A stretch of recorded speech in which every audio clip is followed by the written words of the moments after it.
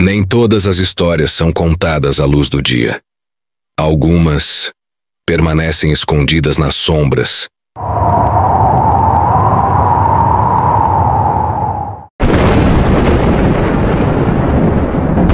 Esperando quem tenha coragem de entrar.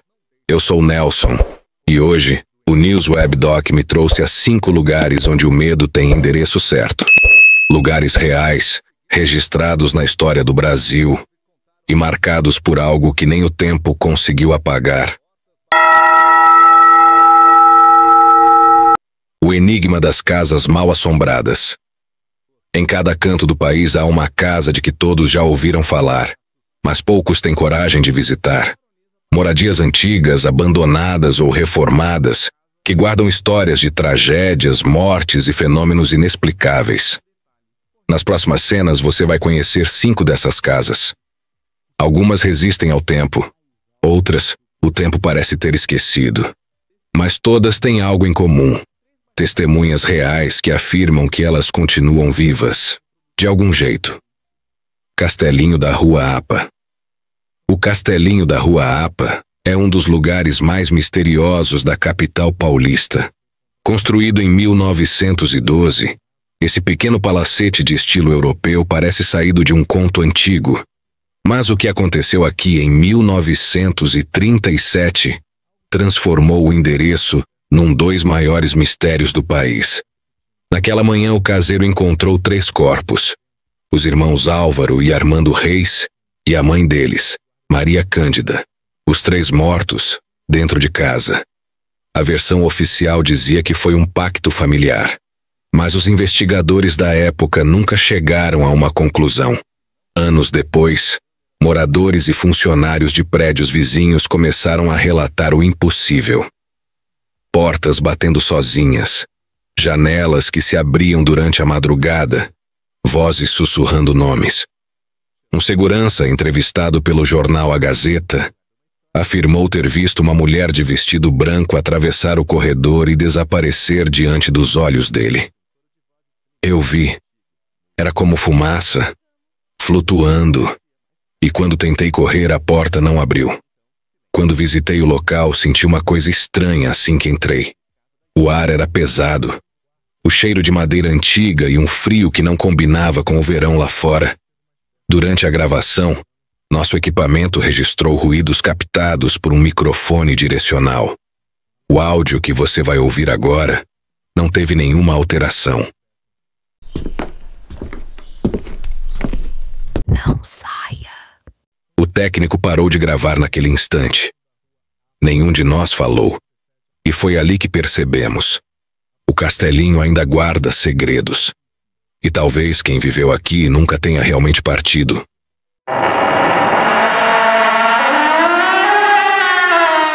O caso foi arquivado há quase um século. Mas quem se aproxima do número 908 da Rua Apa jura ouvir o eco dos passos que nunca cessaram. E essa foi apenas a primeira casa da nossa lista.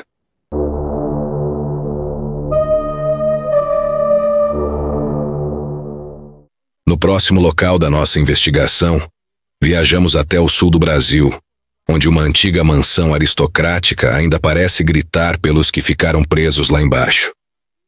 Quando deixei São Paulo para seguir rumo ao extremo sul do país, o que eu buscava era apenas uma história. Mas o que encontrei foi uma presença. Uma que parecia me acompanhar desde o momento em que o carro cruzou a entrada de Pelotas. O solar da Baronesa é uma joia do século XIX. Uma construção imponente, cercada de jardins e sombras. Por trás da beleza, há um eco antigo. Gritos, choros e correntes que muitos juram ouvir quando a noite cai. Dizem que durante o auge da aristocracia pelotense, os porões do solar escondiam o lado mais cruel da história. Escravos castigados, prisioneiros de uma casa que era símbolo de riqueza e sofrimento. Com o passar das décadas, o solar virou museu. Mas os visitantes relatam algo estranho. Quedas bruscas de temperatura, vultos que cruzam o corredor e o som de correntes arrastando pelo chão. Durante nossa gravação, O vigilante noturno, seu Alcides, nos contou que evita descer sozinho ao porão. Afirmou que já viu uma mulher, vestida com roupas do século passado, parada junto à parede de pedra, com o rosto virado para o chão. Descemos juntos. A lanterna tremia na minha mão. O cheiro de mofo e ferro era intenso. E lá embaixo, no fim do corredor, o que ouvimos parecia vir do nada. 3 batidas secas, compassadas. Como se alguém martelasse o passado pedindo para sair. Gravamos tudo. Mas quando reproduzimos o áudio, no hotel, o som havia sumido completamente. Nem ruído, nem interferência. Apenas silêncio. Alguns pesquisadores acreditam que o solar da Baronesa é um dos pontos de energia residual mais fortes do Brasil. Um local onde emoções antigas se repetem como ecos, gravados no tempo. A gente evita fechar o museu depois das 6. Há relatos de vitrines que se quebraram sozinhas, de portas que se trancam sem ninguém tocar. Não é lenda urbana, é rotina para quem trabalha aqui. O sistema de iluminação piscou. As lâmpadas do corredor acenderam e apagaram 3 vezes. Nenhum disjuntor havia sido mexido. Encerramos a gravação mais cedo. O relógio marcava 19h14. E naquele instante, quando deixamos o solar, juro que ouvi, bem atrás de mim, o som de uma respiração curta, próxima demais para ser do vento. As fazendas mal-assombradas de Santo Antônio da Alegria. Depois de Pelotas, segui rumo ao interior de São Paulo. Estradas longas, pequenas cidades e uma região onde o tempo parece andar devagar. Santo Antônio da Alegria. Um nome bonito demais para esconder tantas histórias de medo.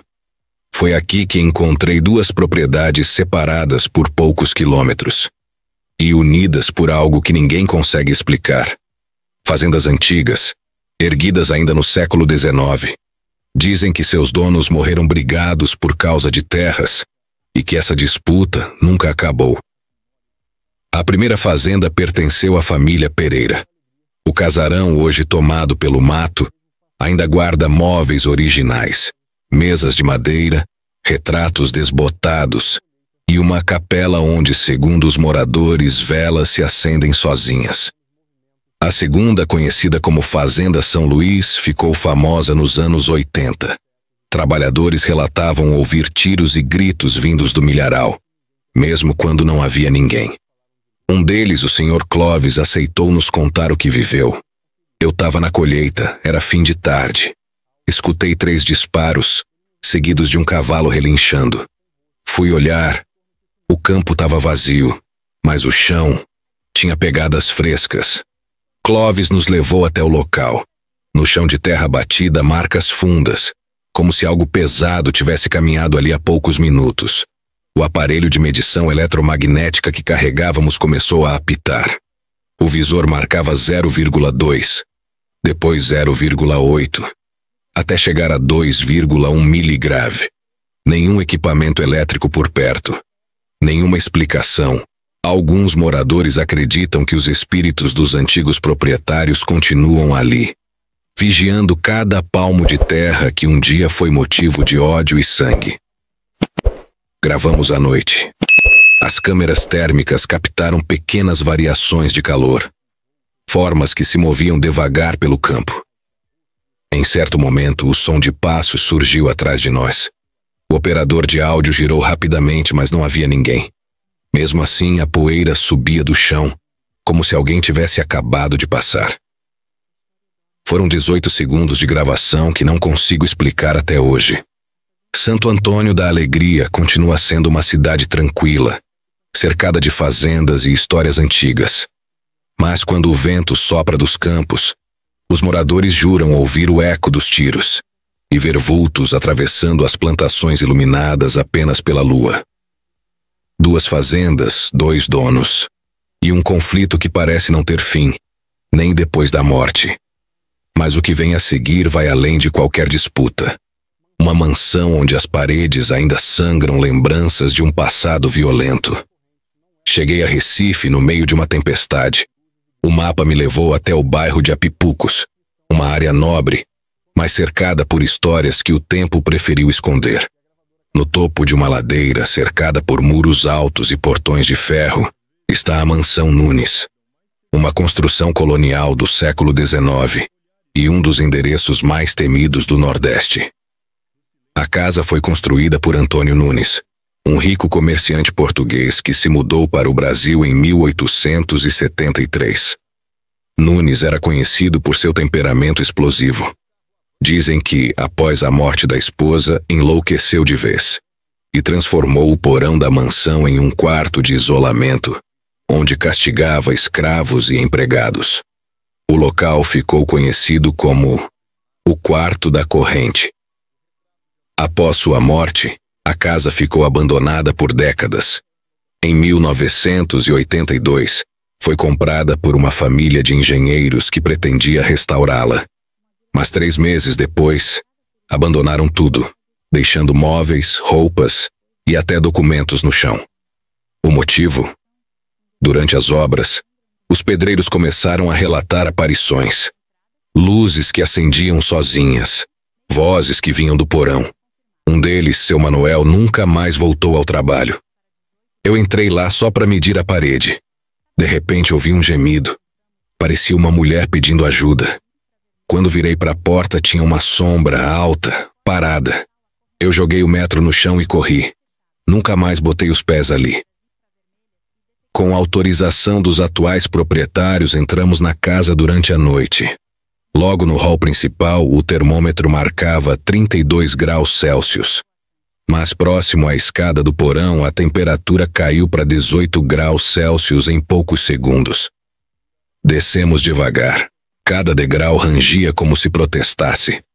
No fundo, uma porta grossa, trancada com correntes. Usamos câmeras infravermelhas e detectores de movimento. Às 0h47, registramos uma figura translúcida atravessando o corredor. Uma silhueta feminina, de vestido comprido, cabelos longos e movimentos lentos. A gravação foi analisada por 2 especialistas em imagem. Nenhum deles encontrou indício de manipulação. Na parede do porão, ainda há marcas antigas. São riscos finos como arranhões e o que parece ser uma inscrição feita com unha humana. Não me deixem aqui. Hoje, a Mansão Nunes continua de pé, vigiando a cidade de cima da colina. Os vizinhos dizem que luzes azuis aparecem nas janelas todas as sextas-feiras à noite. Alguns acreditam ser apenas reflexos dos carros. Outros têm certeza de que é Dona Isabel, a esposa de Antônio Nunes, tentando sair daquele quarto onde ficou trancada até o fim. Recife guarda histórias lindas e outras que o tempo tenta apagar, mas o que vem a seguir é mais recente e mais perturbador. Um condomínio de luxo onde os moradores juram ouvir passos no telhado e choros vindos dos encanamentos. O Condomínio das Sombras, Belo Horizonte, Minas Gerais. Depois de cruzar o Nordeste, voltei ao Sudeste. E foi aqui em Belo Horizonte que encontrei o caso mais recente, e talvez o mais estranho, de toda a investigação. Um condomínio de alto padrão construído há menos de 10 anos e que ficou conhecido por um apelido que ninguém ousa dizer em voz alta: o Condomínio das Sombras. O empreendimento foi inaugurado em 2016, com casas modernas, ruas arborizadas e segurança 24 horas. Mas logo no primeiro ano, os moradores começaram a relatar coisas estranhas. Passos nos telhados, torneiras abrindo sozinhas e gritos abafados vindos dos encanamentos. O que ninguém sabia é que o terreno havia sido, décadas antes, o local de um antigo hospital psiquiátrico desativado às pressas nos anos 70, após denúncias de maus tratos e mortes misteriosas de pacientes. Documentos públicos confirmam que o Hospital Santa Aurélia funcionava exatamente ali, no mesmo espaço onde hoje existem 28 casas de luxo. Os arquivos mostram ainda que 17 corpos nunca foram localizados após o fechamento do hospital. O cemitério clandestino que existia nos fundos foi aterrado para dar lugar ao bloco C do condomínio. A primeira moradora a falar comigo foi Dona Lúcia, que vive na casa número 8. Ela me recebeu visivelmente abalada. Entrevista com Dona Lúcia. Às vezes a água do chuveiro liga sozinha, mesmo com o registro fechado. E quando eu vou desligar, ouço choro. Choro de mulher, como se viesse de dentro do cano. Outro morador, um jovem engenheiro, relatou ouvir passos pesados caminhando no forro durante a madrugada, sempre às 3h14. Quando subiu para verificar, encontrou marcas de mãos pequenas impressas na poeira das vigas.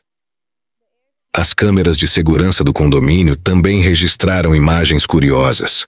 Vultos translúcidos passando entre as casas, em horários diferentes, sempre indo na direção do bloco C. Alguns técnicos tentaram explicar como falha de compressão de imagem. Outros disseram que nunca viram nada igual. Quando visitamos o local, o síndico nos acompanhou até o antigo depósito subterrâneo, a única estrutura original preservada do hospital. Assim que entramos, a temperatura caiu bruscamente. Nosso gravador captou sons metálicos e uma voz feminina que, ao ser analisada em espectrograma, formava uma frase clara: "Não me deixem aqui." A mesma inscrição que havíamos encontrado na mansão Nunes, em Recife, coincidência ou conexão? Naquela noite, o gerador de energia do condomínio parou por 3 minutos. E, de repente, todas as luzes das 28 casas se acenderam ao mesmo tempo. Os moradores chamaram eletricistas, engenheiros e até padres. Ninguém encontrou a origem do problema. O condomínio segue de pé, bonito, silencioso e vazio. Mais da metade das casas estão à venda, e as que permanecem ocupadas raramente acendem as luzes depois da meia-noite. 5 lugares, 5 histórias reais. De norte a sul do Brasil há casas que guardam segredos, memórias e presenças que o tempo não conseguiu apagar. Talvez o medo que sentimos diante do inexplicável não seja do que existe lá fora, mas do que existe aqui dentro. Esses lugares continuam de pé, esperando, observando, e talvez no silêncio da noite você também ouça o chamado deles. Se você sentiu arrepios, imagine o que ainda vem por aí. Se inscreva agora no canal News Web Doc. Ative o sininho e deixe seu comentário dizendo qual dessas histórias mais te marcou. E lembre-se, o que foi esquecido sempre encontra um jeito de ser lembrado.